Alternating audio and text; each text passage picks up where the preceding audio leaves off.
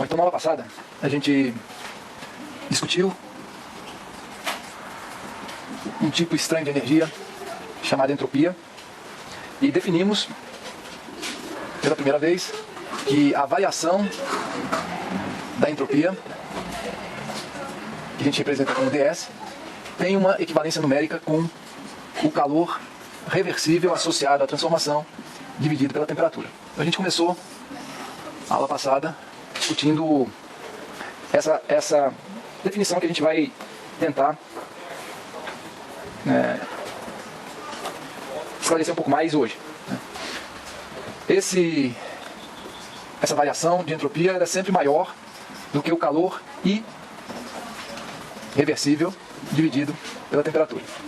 Então, se a gente tem o calor reversível associado a uma transformação, se você conseguiu prever esse calor reversível, ou se a sua transformação ocorreu suficientemente próxima do modo reversível, você pode assumir esse calor como dividido pela temperatura, indicador da variação da entropia do sistema. Uma coisa importante é que, apesar do calor reversível em si ser dependente do caminho, a entropia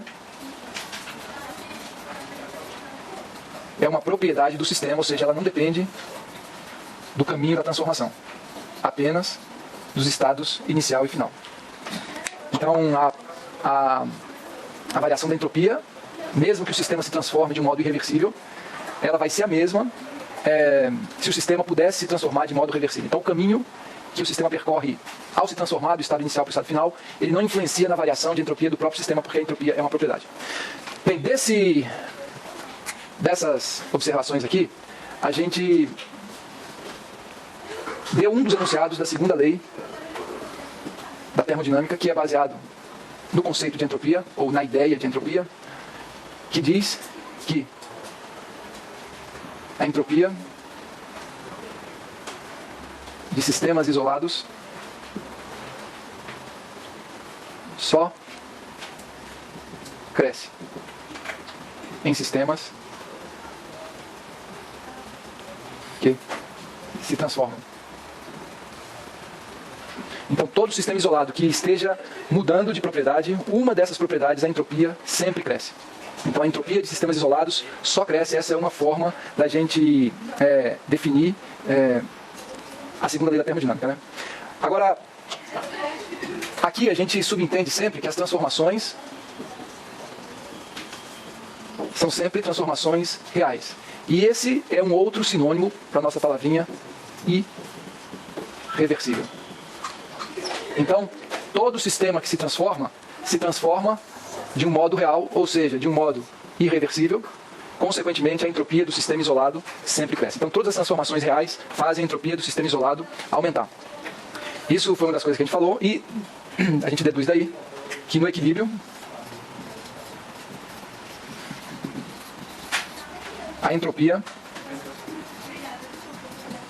do sistema isolado é máxima.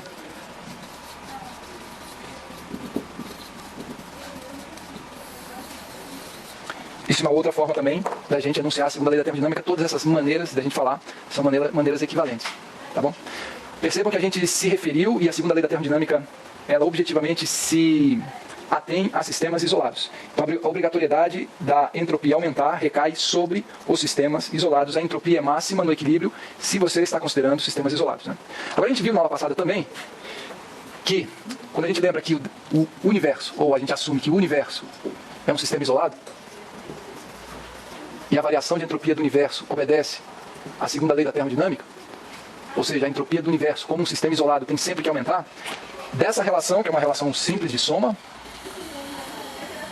a gente chega na fórmula que a gente está acostumado a ver, que é ΔG do sistema igual a ΔH do sistema menos T vezes ΔS do sistema. Então, essa fórmula e esse conceito de energia livre de Gibbs, que a gente vem de uma maneira ou de outra se referindo desde o início do curso, é um conceito que se aplica a sistemas fechados e não isolados, a pressão e temperatura constante. Mas essa fórmula, que relaciona a variação da energia livre de Gibbs de um sistema fechado ou aberto a pressão e temperatura constante, com a variação de entalpia e a variação de entropia do sistema, ela vem da primeira lei da termodinâmica, escrita dessa maneira. Variação da entropia do universo como um sistema isolado é a soma daqueles dois componentes. A gente tem sempre que lembrar que ΔG do sistema é igual a menos T vezes ΔS do universo. Então essa é a relação matemática entre a variação de entropia do sistema e a variação de energia livre do sistema e a variação de entropia do universo. Então todo ΔG reflete, na verdade, como a entropia do universo muda. Então tudo isso a gente viu na aula passada. Eu gostaria hoje de avançar um pouco na discussão da ideia do que é entropia, mas antes eu gostaria de usar essa fórmula aqui em alguns exemplos de cálculo de variação de entropia, tá bom? E depois a gente entra na discussão do que, quais talvez fossem ideias alternativas. Até nesse cantinho aqui? Tá, você vai apagar aqui.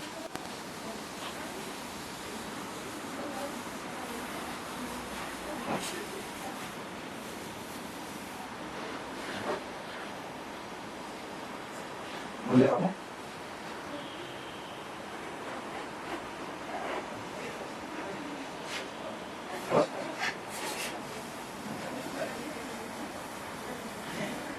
Acho que tem um quadro que a gente pode colocar aqui, quando a gente considera sistemas fechados ou abertos a pressão e temperatura constante, essa P e T constante. E eu vou colocar aqui, como a gente está se referindo ao sistema fechado que se transforma, eu vou colocar as 3 possibilidades de variação de entropia para um sistema fechado que se transforma. Então, num sistema fechado que se transforma, o ΔS do sistema pode ser positivo, pode ser 0 e pode ser negativo. Então, essas 3 possibilidades existem para a variação de entropia de um sistema fechado ou aberto, ou seja, a segunda lei da termodinâmica não impõe nenhuma restrição à variação de entropia do sistema se ele for fechado ou aberto. Agora, se o sistema for fechado ou aberto e a variação de entropia dele foi negativa, eu posso esperar para a variação de entropia do ambiente, resultado da variação de entropia do sistema, ou seja, o sistema se modificou, é um sistema fechado ou aberto a pressão e temperatura constante, e a entropia dele diminuiu. Eu posso prever alguma coisa sobre a variação de entropia do ambiente. Por que eu posso prever? Porque eu sei que a variação de entropia do ambiente mais a do sistema, que dá a variação de entropia do universo, ela tem que ser positiva, porque aí sim a segunda lei da termodinâmica impõe essa restrição. Então, se a variação de entropia do sistema foi negativa, ou seja, a entropia do sistema diminuiu, obrigatoriamente a variação de entropia do ambiente tem que ser positiva. De maneira que quando você soma as duas, a variação de entropia do universo vai ser positiva. Se a variação de entropia do sistema for 0, a variação de entropia do ambiente também tem que ser positiva.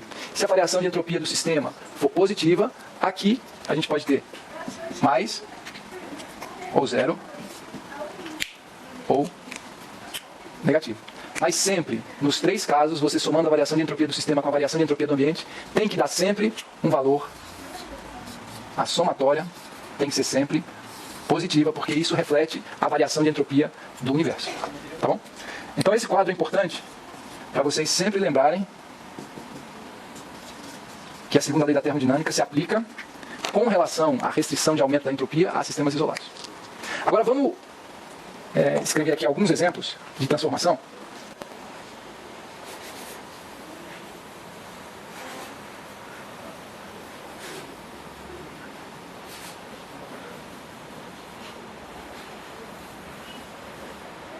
Que são os exemplos mais simples que a gente pode escolher para calcular ou usar valores de variação de entropia. Usando sempre essa equaçãozinha aqui. ΔG, ΔH menos T, ΔS. Então o primeiro exemplo que eu vou colocar aqui é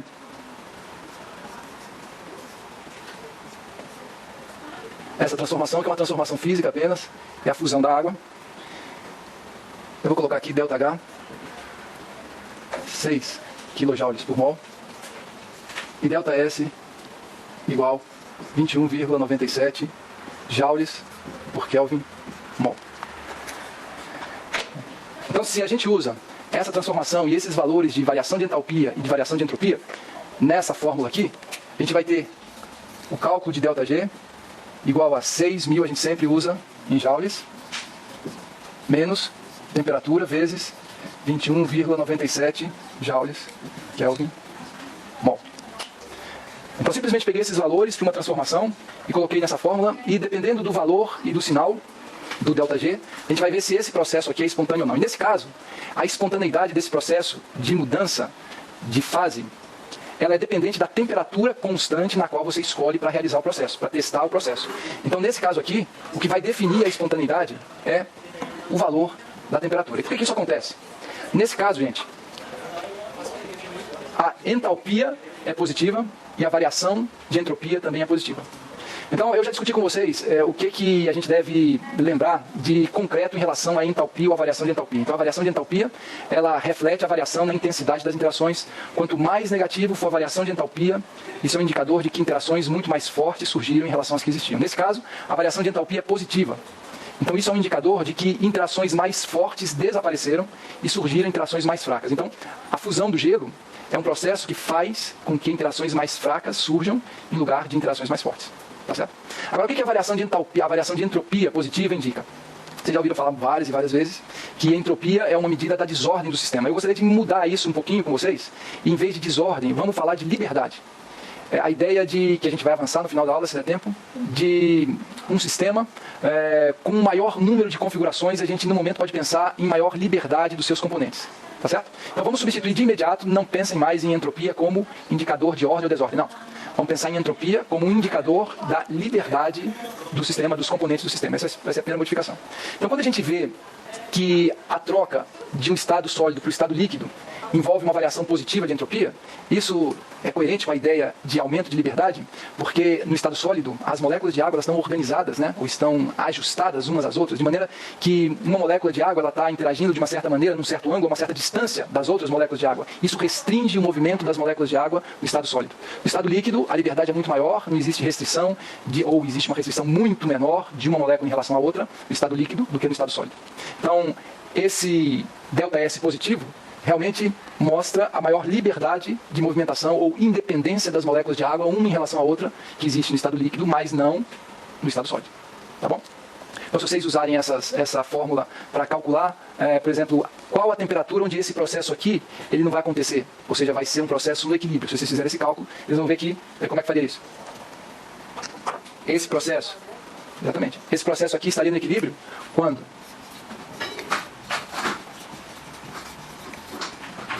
Como qualquer processo, ΔG igual a zero. Mas, se ΔG for igual a zero,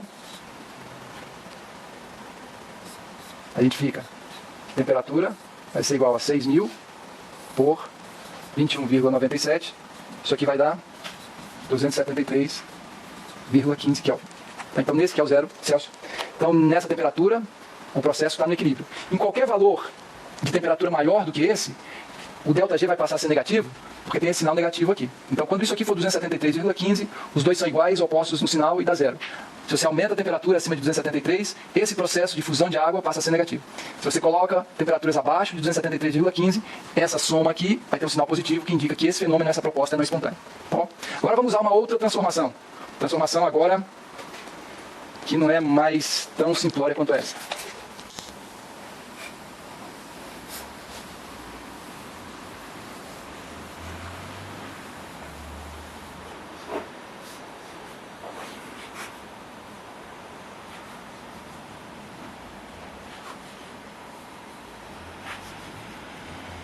Então essa é a reação de decomposição do carbonato de cálcio, dando óxido de cálcio e CO2. E eu vou colocar aqui ΔS zero, tanto faz, essas são as condições padrão, sem problema. 160,7 Joule Kelvin mol. ΔH 178,2 kJ por mol. Então está aqui uma transformação e as variações de entropia e de entalpia associadas. Eu gostaria que, olhando para a variação de entalpia, o que vocês podem dizer sobre esse processo? ΔH é positivo. Então esse fenômeno aqui é um fenômeno que faz surgirem interações mais fracas, né? Então a gente deve supor que, se você somar todas as interações que existem aqui nos produtos, elas devem ter uma intensidade menor do que as que existiam aqui. Quando você olha uma variação de entropia positiva, você deve supor, não, essa transformação aqui deve ter aumentado a liberdade do sistema. Por que deve ter aumentado a liberdade do sistema? Eu gostaria que vocês vissem dois motivos para isso. Pode falar. Isso. Primeira coisa é o surgimento de um produto gasoso que tem uma liberdade de movimentação muito maior do que qualquer sólido. Esse é o primeiro. E tem um outro motivo também.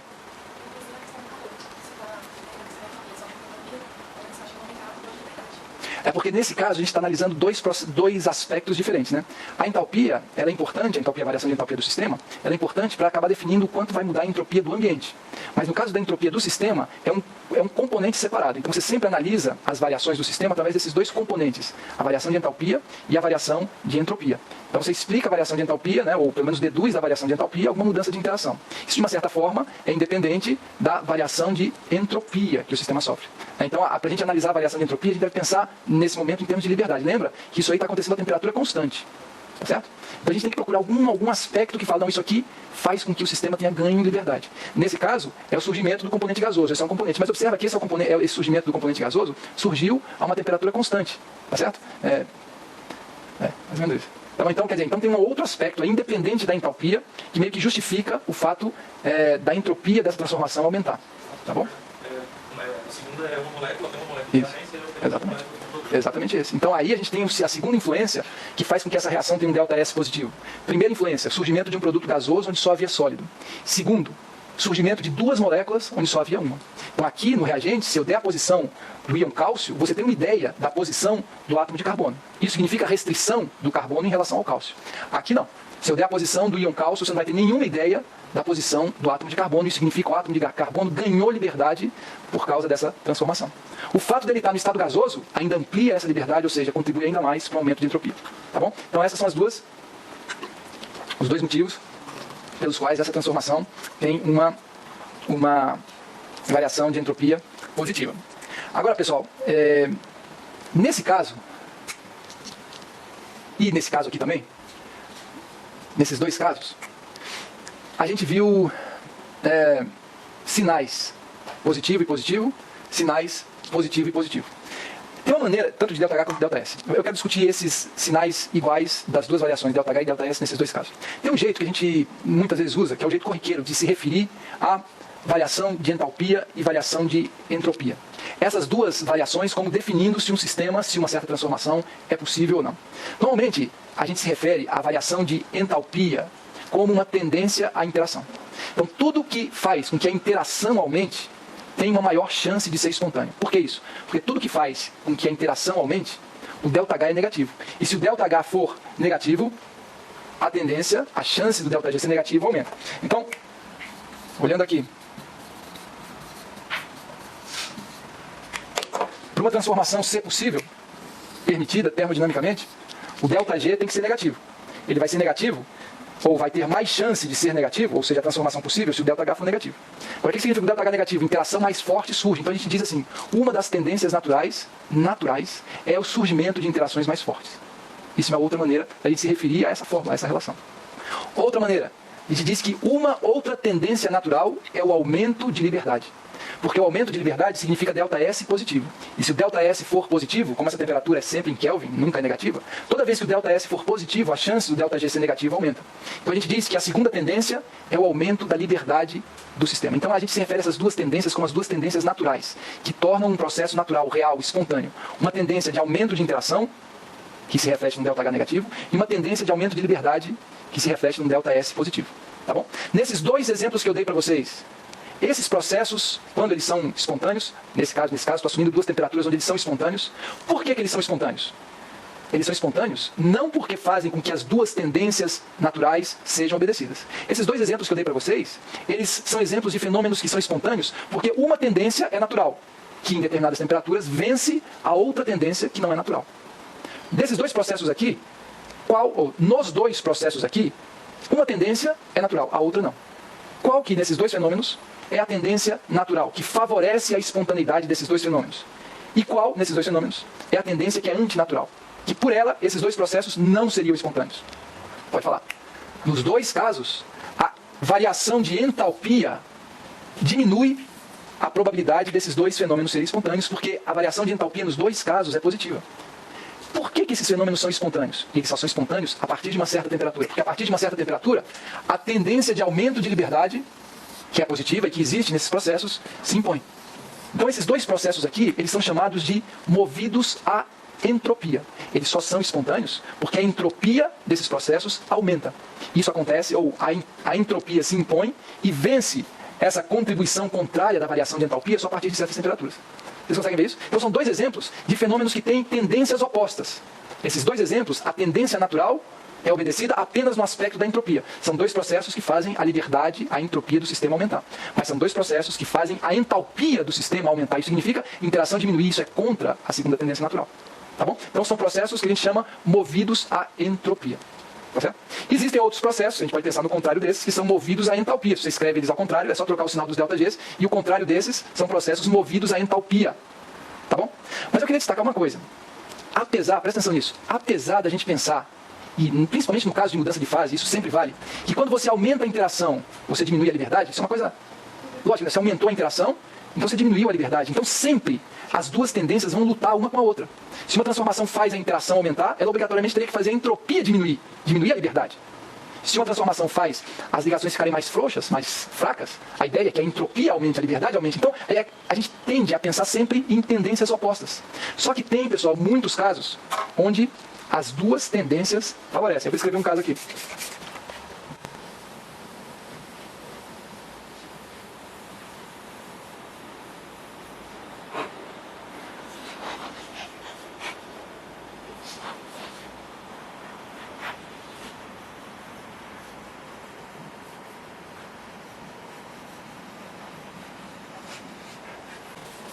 ΔH menos 2.805 kJ por mol. ΔS igual 218 joules por Kelvin mol. Então esse aqui é um exemplo de uma transformação que faz com que surjam interações mais fortes. Tá certo? Então, se você somar aqui as intensidades das interações das moléculas de CO2 e de água, a soma é maior do que as ligações que existiam aqui. Só que esse processo é um processo muito mais complexo do que a fusão da água. Por que apesar das interações aqui serem mais fortes, a gente vê claramente um processo que faz, ou vários, né, que fazem com que a entropia dessa transformação seja positiva? Primeira coisa, quer dizer, eu diria que até a segunda coisa, já foi no ponto mais importante, né? Você tem aqui gasoso e líquido, e tem sólido e gasoso. Então é como se transformasse sólido em líquido, né? Já tem esse ganho. Agora o principal, apesar de você assumir e aceitar que as interações são mais fortes aqui do que aqui, pessoal, eu tenho a quebra de uma molécula de 6 carbonos e o surgimento de 6 moléculas de um carbono. Se eu der a posição de um átomo de carbono na molécula de glucose, você tem uma ideia de onde estarão os outros 5 átomos de carbono. Então, 5 átomos de carbono, eles estão restritos pela posição do primeiro átomo. Aqui não existe restrição nenhuma. Eu não tenho absolutamente nenhuma ideia da posição de um átomo de carbono numa molécula de dióxido de carbono se eu der a posição da outra molécula de dióxido de carbono. Beleza? Então, esse exemplo, numa reação química, que não é mudança de fase, é uma reação química, uma reação complexa, que envolve quebra, a gente pode muito bem associar aumento de interação com aumento de liberdade. Então, nem sempre as tendências são opostas. Esse processo aqui é um processo movido à entropia e também é movido à entalpia.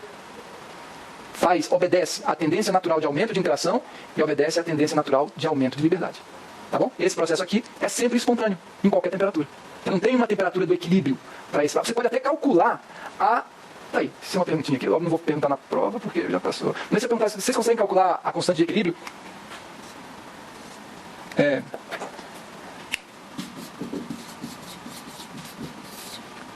Vocês conseguiriam calcular a constante de equilíbrio desse processo? Como? Delta, que seria, já que eu coloquei aqui, né? Delta de 0, então vocês calculariam o ΔG padrão. Aí poderia considerar o delta. Como ele tem uma equivalência numérica com a constante de equilíbrio, assumindo essa temperatura de 298, vocês podem calcular. Se vocês fizerem isso, vocês vão ver que é um número completamente, totalmente absurdo. Não existe significado para esse número, porque é muito grande. Porque isso aqui, ó, é 2.805 kJ. Então o ΔG vai ser super negativo. Então vai dar exponencial de um número extremamente grande. Não tem como. Isso caracteriza uma reação que é totalmente... a gente não fala de equilíbrio desse processo. Né? A constante de equilíbrio é tão deslocada que a gente não fala. E é um processo sempre, para todos os efeitos reais, sempre espontâneo. Porque obedece às duas tendências. De aumento de interação e aumento de entropia. Meu colega? Você perguntar? Você falou que das coisas de organizações mais fortes. Mais fortes. Mesmo essa redução aqui no líquido? Isso. Porque nesse caso, as mudanças de interação não são exclusivamente mudanças de fase. Então, o que aconteceu aí não foi uma mudança de interação estado sólido, estado líquido. O que aconteceu aí, que não são essas ligações covalentes, né? São as interações não covalentes que mantêm o estado sólido, o estado líquido, a substância mesma, quando você muda de fase. né? Então você não muda a molécula. Então quando você muda de fase, do sólido, do líquido, gasoso, você está mudando interações não covalentes. As moléculas permanecem as mesmas. Então nesse caso, mudou, fase mudou, mas o mais importante para determinar a variação de interação não são as mudanças de fase, são as mudanças de substância química, ou seja, as alterações nas ligações covalentes, que são muito mais fortes quando você compara, intensidades muito maiores quando você compara com as não covalentes. Então por que a interação aqui aumentou? Não porque eu estou pensando que o sólido mudou para o líquido, porque isso seria o contrário. Né? Quando o sólido vai para o líquido, diminui. Mas porque as moléculas, as ligações carbono-carbono passaram a ser carbono-oxigênio-oxigênio. As ligações oxigênio-oxigênio passaram a ser para ligações oxigênio-hidrogênio, ou seja, mudou o padrão de interação covalente. Né? Que se impõe, se sobrepõe, né, de uma magnitude muito maior do que as interações não covalentes dessa mudança de fase que você observou, sólido e líquido. Se você prestasse atenção só nisso, sólido e líquido, teria diminuído a interação. Né? Mas é porque você está pensando só na mudança de fase. Nesse caso, isso então é uma reação química. Tá? Beleza? Quando a gente fala de interação, a gente tem que pensar em todas as interações. Sim, tá. Sim. Sim, tá certo. Só que, por exemplo, se não for mais estável, como é que a entropia? Como é que o grau de liberdade aumenta? Por exemplo, você pode dizer que as moléculas de carbono estão mais estáveis na molécula de CO2. Beleza? Então, estão mais restritas. Agora, o fato das 6 moléculas de carbono, dos 6 átomos de carbono terem sido picados, aumentou a liberdade. Então você aumentou a interação, porque você fez o carbono interagir com o oxigênio de uma maneira mais forte, mas você aumentou a liberdade de movimentação dos átomos de carbono. Tá? Então, quando a gente fala de reação química, é perfeitamente possível você pensar no surgimento de interações mais fortes, e mesmo assim numa quebra tão grande, eu não vou falar de uma fragmentação das partículas de reagente, quando você compara com os produtos, que você pode ver o motivo pelo qual a entropia aumenta. Tá certo? Ok. Tá bom, gente. Então agora, vamos fazer o seguinte, depois desses pequenos exemplos aqui, de variação de entropia, de energia livre. Esse aqui? Tá.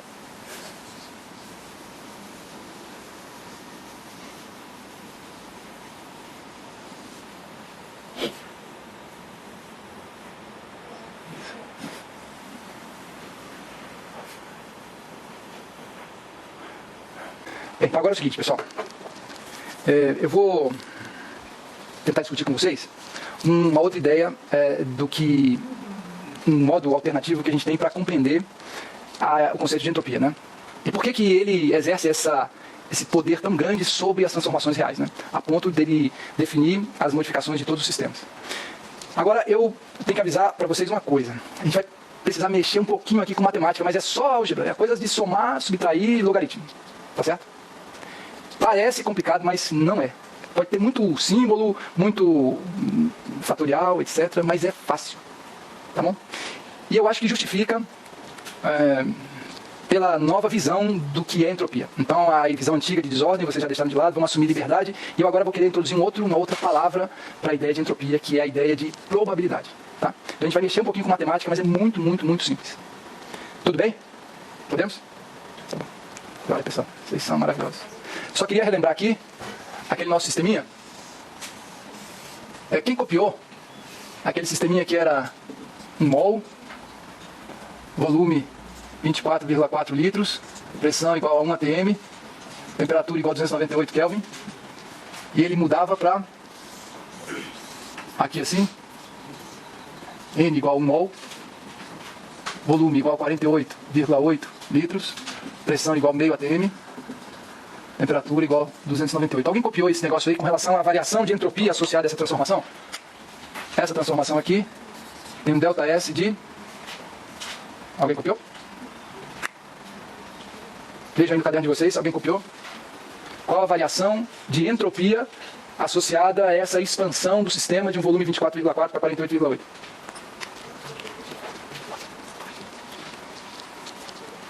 Alguém? Foi na aula passada.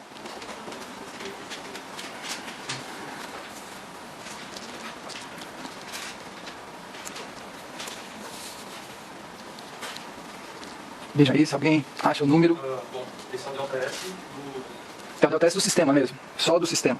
É o 5,769. Ok, obrigado. Então essa aqui é a variação de entropia associada a essa transformação, isso usando a nossa definição de variação de entropia igual, que é reversível sobre T, ou então ΔS uma variação maior que é reversível sobre T, que é a nossa definição de entropia, né? A relação numérica com a quantidade de calor reversível. Beleza. Então só lembre disso aqui. Bem, então para analisar ou para discutir o conceito de entropia, para chegar na ideia de probabilidade, a gente vai escolher um sistema muito simples e talvez a transformação mais primitiva que possa existir, que é o processo de difusão. Então eu vou usar um sistema muito simples aqui, para a gente conseguir avançar na questão da entropia, e a gente vai escolher como processo a difusão. Então é mais ou menos assim, vamos tentar descobrir a causa da difusão. Por que a difusão é interessante para a gente discutir entropia? Porque a difusão é um fenômeno espontâneo que não envolve nenhuma variação de interação, pessoal. Então a gente pode explicar ou pode visualizar o processo de difusão como um processo movido à elevação da entropia. Tá certo? Então por isso que ele se adapta bem a esse objetivo, da gente discutir o conceito de entropia. Mas para isso, observem o tipo de modelagem que eu vou ter que fazer. Então presta atenção. Então a ideia é discutir entropia, vamos pensar em difusão, ver como a gente aplica a ideia de entropia à difusão. Mas eu gostaria de discutir com vocês a seguinte situação, pessoal. Presta atenção aqui. Eu vou escrever aqui uma caixa com 2 compartimentos. E esses 2 compartimentos, A e B, eles podem ser subdivididos em várias partes, mas todas as partes desse compartimento A são equivalentes. Todas as partes desse compartimento B são equivalentes. É uma caixa dividida em 2 metades, A e B. E eu vou propor para vocês discutir de quantas maneiras a gente pode distribuir 8 bolinhas nesses 2 compartimentos. Tá certo? Então é como se fosse um problema de análise combinatória. De quantas maneiras você consegue distribuir 8 bolinhas numa caixa com 2 compartimentos A e B? Então eu vou escrever aqui compartimento A, compartimento B,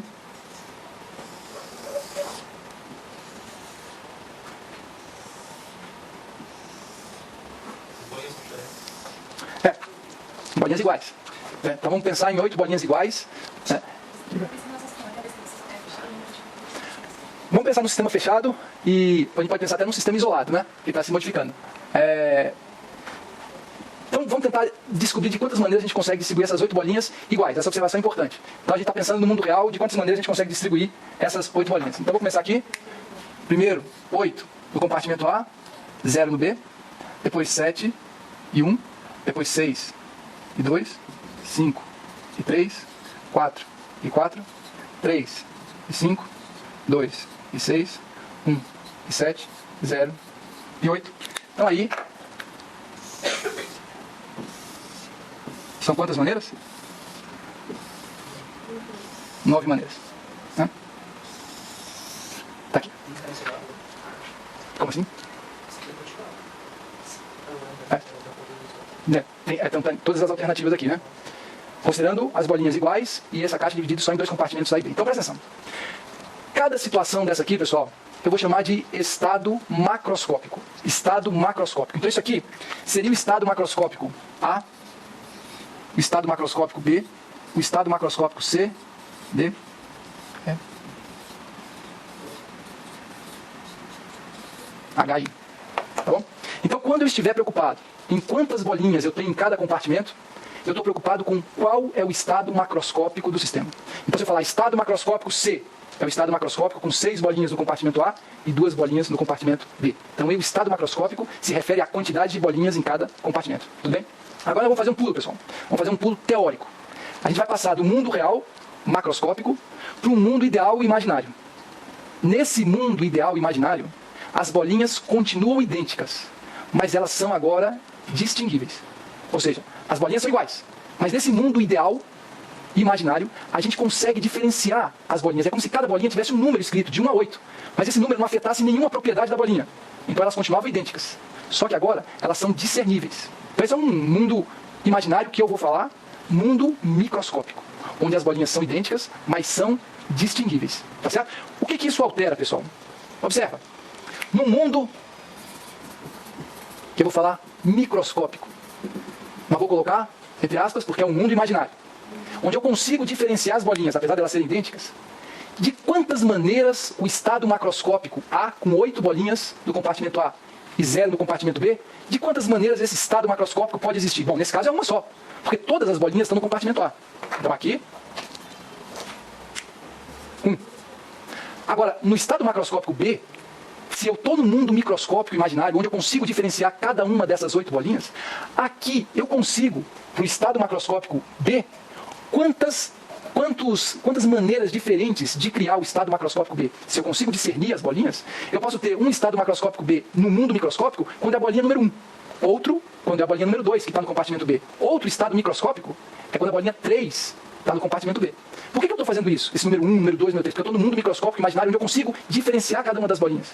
Então, quando eu falo estado macroscópico 7 no compartimento A e 1 no compartimento B, na verdade eu consigo 8 arranjos para criar esse estado macroscópico. Então, olha aqui.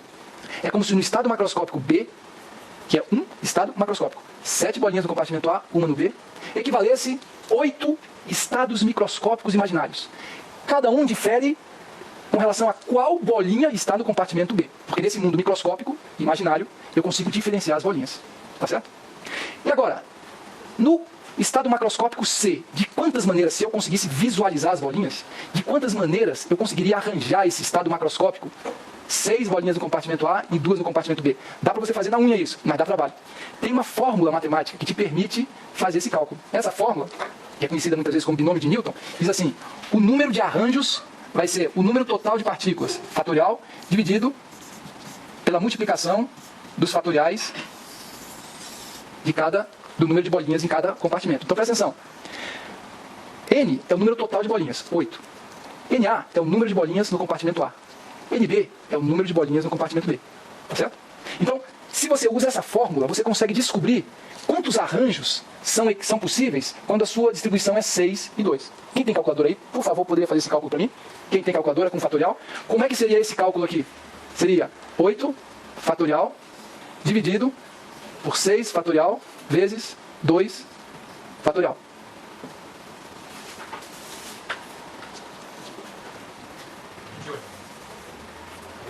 Vezes 2 fatorial.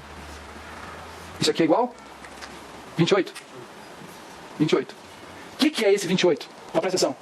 No mundo microscópico imaginário, onde eu consigo ver o número que está escrito em cada uma das 8 bolinhas, isso aqui seriam as 28 maneiras diferentes que eu teria para construir o estado macroscópico C, equivalente a 6 bolinhas no compartimento A e 2 no B. Mas no mundo real, macroscópico é isso. No mundo imaginário, eu sei que esse estado macroscópico é composto por 28 maneiras diferentes de arranjar aquela distribuição. Quem faz o cálculo para o estado D? 8 fatorial dividido por 5 fatorial vezes 3 fatorial. Tá quanto? 56. E agora 4 fatorial. 8 fatorial dividido por 4 fatorial ao quadrado. 4 fatorial vezes 4 fatorial. 70? Fechado? 70? E aí o F, como? 70? 70. O F é a mesma coisa do D, então é 56. Aqui, 28. Aqui, 8. E aqui, 1. Tá certo? Então, usando essa formulinha aqui bem simples, de arranjo, eu consegui descobrir quantos arranjos ou quantos estados microscópicos, ou no mundo microscópico, como é que eu conseguiria montar, de quantas maneiras diferentes eu conseguiria montar cada um desses estados macroscópicos. Então ficou 1, 8, 28, 56, 70, 56, 28, 8 e 1. Tá certo? Bem, pessoal. Agora, observe o seguinte. Eu posso fazer isso para qualquer número de bolinhas. Posso usar essa fórmula aqui para qualquer número de bolinhas. Em todas as situações, independente do número de bolinhas. Sempre. Esse estado macroscópico vai ser o estado macroscópico com o maior número de estados microscópicos correspondentes. Esse estado macroscópico, independente do número de bolinhas que você use.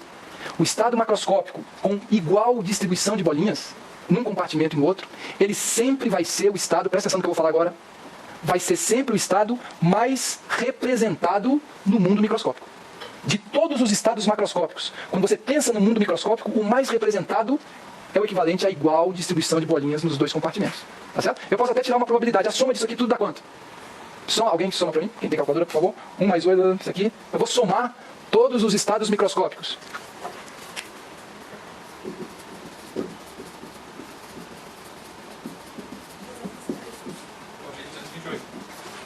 Soma de novo, por favor. Só para tirar essa dúvida.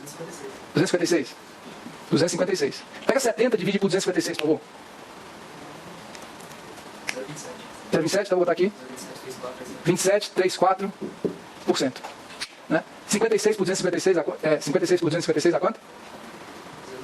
21? 21%. 28 por 256? 10,9%. Tá ótimo. Eu só coloquei aqui em termos percentuais para ressaltar o fato do estado macroscópico de igual distribuição de bolinhas ser, no mundo microscópico, de todos os estados microscópicos possíveis, 70. A maioria, com relação, pelo menos, com a maior probabilidade, o mais provável é o estado de igual distribuição de bolinhas. Tá certo? Então, do mundo microscópico, dos 256 estados microscópicos possíveis, 70 representam o estado macroscópico de igual distribuição de bolinhas. Agora, se eu pego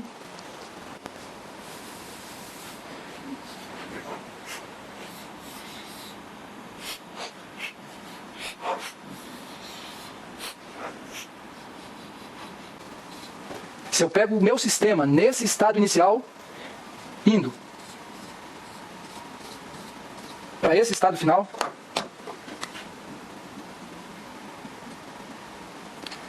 esse esquema que eu acabei de desenhar aqui é o esquema do processo de difusão.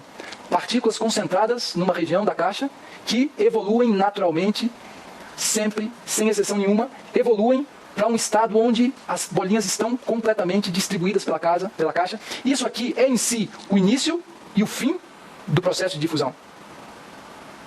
Esse processo aqui pode ser visto como esse processo aqui. É essa a evolução do sistema. De um estado macroscópico de 8 em um compartimento em nenhum outro, para um estado macroscópico de 4 e 4. E por que eu digo que isso acontece? Porque isso aqui equivale à transformação do sistema de um estado pouco provável para um estado muito provável. Ou seja, o sistema evoluiu de uma situação de baixa probabilidade para uma situação de probabilidade máxima entre as alternativas possíveis. Então a gente pode dizer que, baseado nesse esquema aqui, a causa da difusão é a busca pelo estado mais provável. É como se o estado macroscópico de 4 bolinhas em cada compartimento, o estado que a gente tem acesso ao mundo real, no mundo real, ele fosse composto por, na verdade, 70 do mundo ideal. É como se ele, o estado macroscópico de 4 bolinhas em cada um dos compartimentos, fosse a média. E ele é real porque ele simplesmente é o mais provável nesse mundo imaginário. Então o aumento de entropia seria, na verdade, a concretização do que é mais provável. O surgimento do mais provável. Aumentar a entropia seria, então, aumentar a probabilidade do sistema. Tá certo? Vocês entenderam isso? Essa esquematização aqui? Então agora, pessoal, vocês vão... Fala.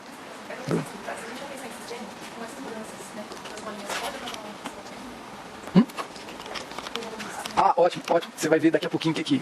Segura só um pouquinho, você vai ver que tem tudo a ver com a sua pergunta, com a sua observação de volume. Você vai ver o que vai acontecer. Pronto, fala, cara.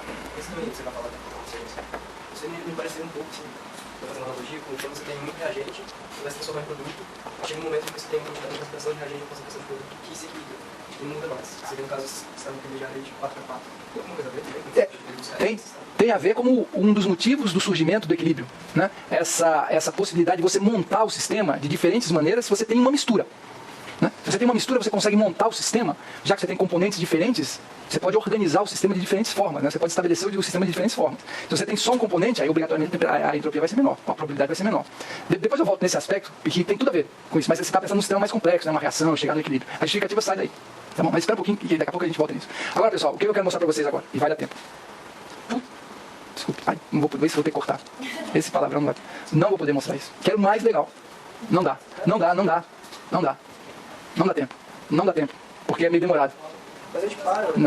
Não posso. É isso que eu não posso. É por isso que eu não vou começar. Sexta-feira a gente continua. Porque não dá, porque se eu começar agora eu tenho que ir até o final. E como eu vou mexer em fórmula matemática, que apesar de não ser complicada, eu tenho que ser bem devagarzinho para vocês, eu não vou poder começar agora. Se você começar na revisão... Não posso ir mais rápido agora, porque isso é uma coisa tão legal. Bom, eu acho, né? É tão legal. Isso é tão... É pra mim faltar na sexta. Boa também. Não. Aí vocês voltam e tal, supondo, vai voltar, aí eu falo tudo, porra, mas é isso. Mas não, gente, isso que eu vou mostrar pra vocês é muito legal. É muito legal. Então, mais do que o que a gente tem. Não, mais do que a gente tem. Já são 8h20, não dá. Vou ter que parar por aqui. Pelo amor de Deus, venham na sexta-feira. Já que é colega. Venham na sexta-feira. Aí na sexta-feira, a gente vai sair dessa observação, dessa esquematização simplória, para chegar num valor interessante. Tá bom? Até sexta.